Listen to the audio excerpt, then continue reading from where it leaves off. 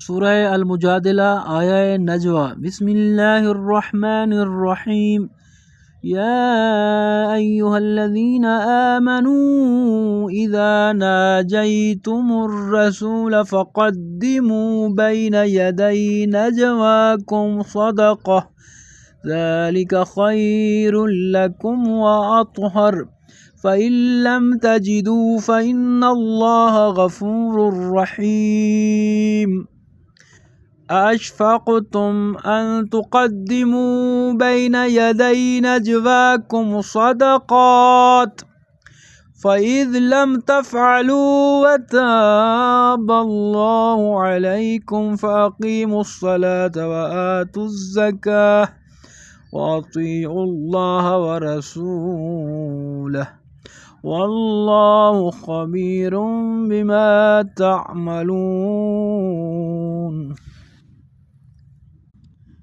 ترجمہ: اے ایمان والو، جب تم رسول اللہ صلی اللہ علیہ وآلہ وسلم سے کوئی بات آہستہ عرض کرنا چاہو تو اپنی عرض سے پہلے کچھ صدقہ دے لیا کرو، یہ تمہارے لیے بہتر ہے اور بہت ستھرا ہے۔ پھر اگر تمہیں مقدور نہ ہو تو اللہ بخشنے والا مہربان ہے۔ کیا تم اس چیز سے ڈرے کہ تم اپنی عرض سے پہلے کچھ صدقہ دو؟ پھر جب تم نے یہ نہ کیا اور اللہ نے اپنی مہر سے تم پر رجوع فرمائی تو نماز قائم رکھو اور زکوٰۃ دو اور اللہ اور اس کے رسول کے فرمان بردار رہو اور اللہ تمہارے کاموں کو جانتا ہے۔